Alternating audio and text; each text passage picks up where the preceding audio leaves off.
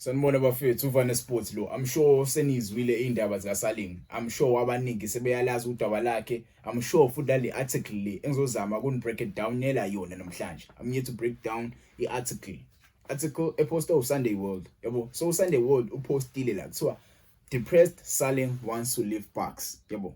Depressed Saling wants to leave Parks. Njoba nibona nje I don't want to waste any time ukushaya le video. I don't want to waste any time. Ngibonile article circulating around the internet. So I decided to decipher and see ukuthi kahle kahle kwenzakalani. Yabo, because thina esikwazi ngoMonopoly Saling. Esikwazi ngayo ukuthi umjida ubefuna ukuthengwa yini al-akh. But ke kwangenzeka lokho izinto zangahamba kahle.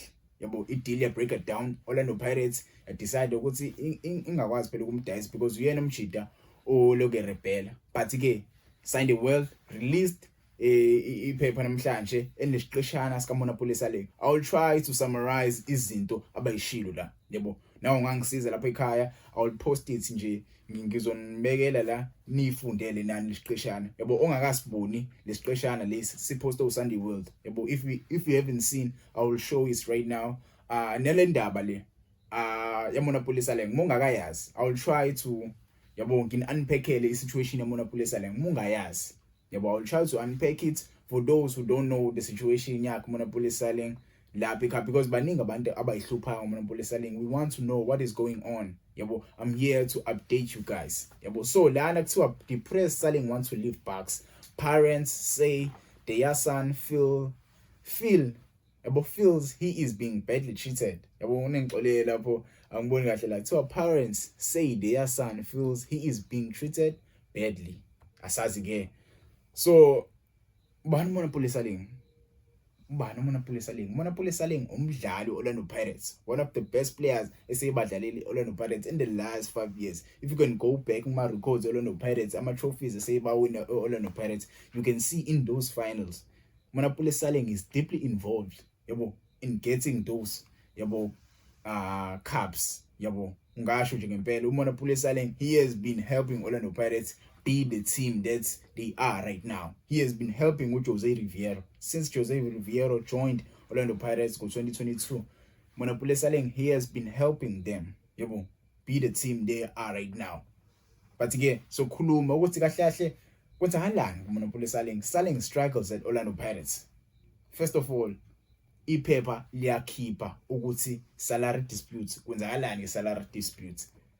Babhalele ephepheni kuthiwa Saling is reportedly earning 70,000 ngenyanga while some of his teammates earn 500,000.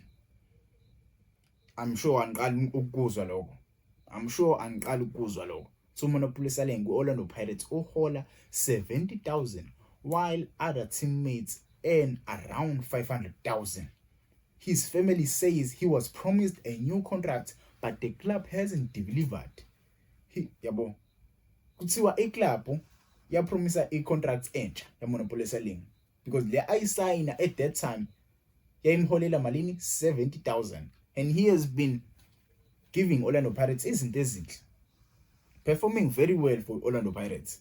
But Orlando Pirates, they don't want to renew his contract and give Saling imali engconywana. He feels disrespected and undervalued, leading to depression and frustration. Yabo uthi feeling ukuthi abamthathi serious kuOrlando Pirates. Yabo feeling ukuthi abamthathi nje serious indlela izinto ezenza ngakhona. Yabo because kuningi kuneze Orlando Pirates, kuningi ngempela. Nawo ungangitshela lapha ekhaya ukuthi iziphi izinto ezikhumbula ngoMonopoly Saling ezenzele Orlando Pirates ezinhle. Yabo mukhumbula kahle ku-MTN izinto zaseyiqala ukubheda lapho. Yabo ngizama unabekele izinto zaseyiqala ukubheda lapho.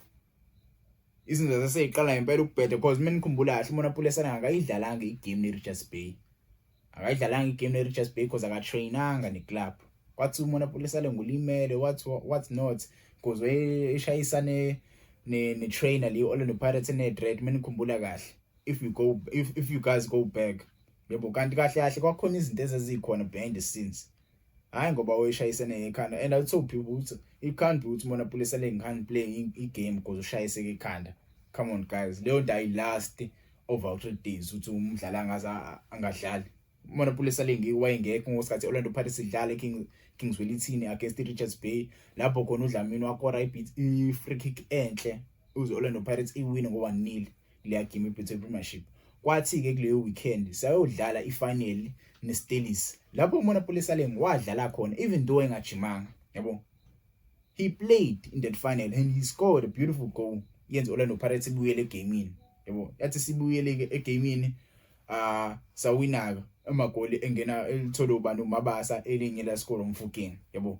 Abazali bakhe ba concerned. His mother and father tried to convince him to stay strong yabo. Uma wakhe nobaba wakhe bayasho la ephapheni bazamela ukuthi abe strong umfana yabo. He's struggling mentally. He spends his money on his community but feels emotionally drained yabo. Kuthiwa imali yakhe uyispenda khona la emphakathini la ahlala khona but emotionally drained yabo. His childhood friends say they've seen him yabo ukuthi akekho right.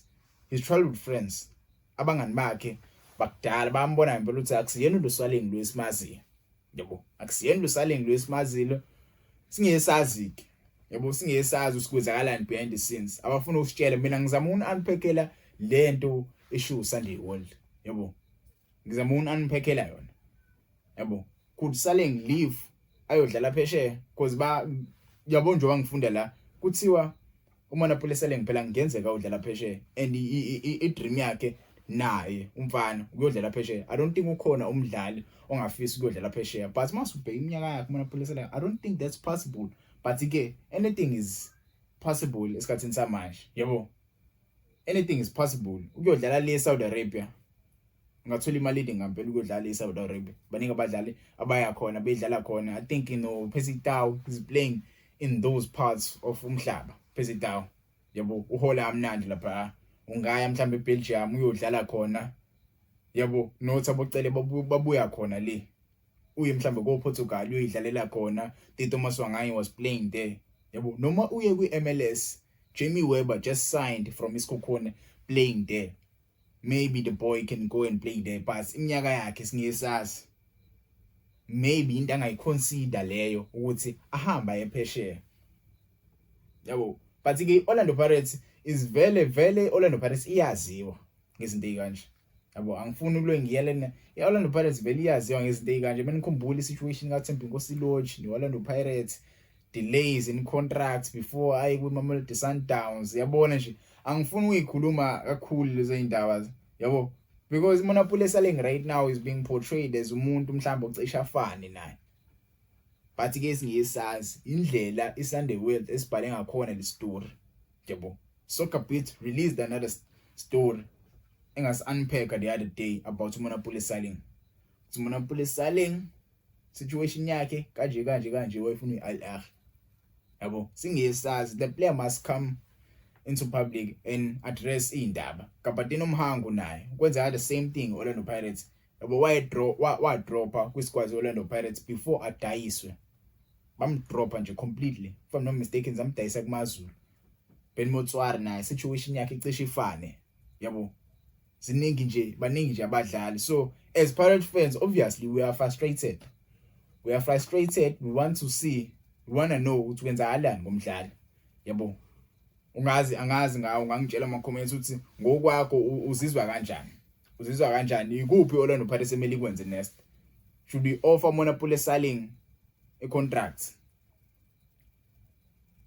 or should Monopoly Saling offer or force Orlando Pirates ukuthi imdedele? I don't know kuzowenzakala kanjani lo because masulandela ama contracts, masusayine contracts mfethu, you must obey umthetho we-contract. You cannot just force yourself out of the contract. You will go to court and you will lose the battle. You must really lose the battle. I don't think ikhona team ezoconsider usuyidlalele because you didn't honor your contract yabo.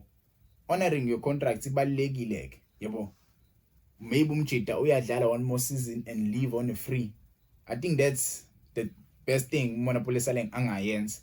Look at Oswinapolis doesn't want to play for Polokwane City, but he is playing for Polokwane City because Polokwane City didn't want to sell Oswinapolis.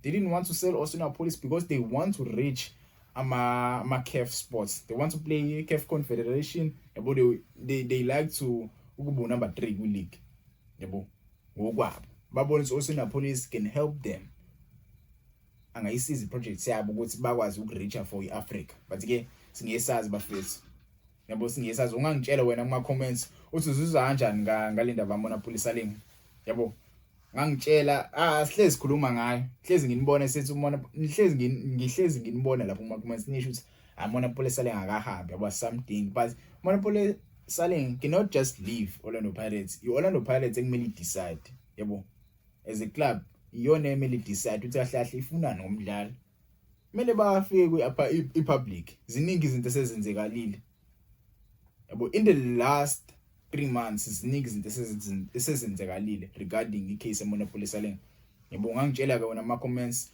uVane Sports lo bafethu ungakhohlwa ukulike or subscribe yabo ngiyabonga bafethu.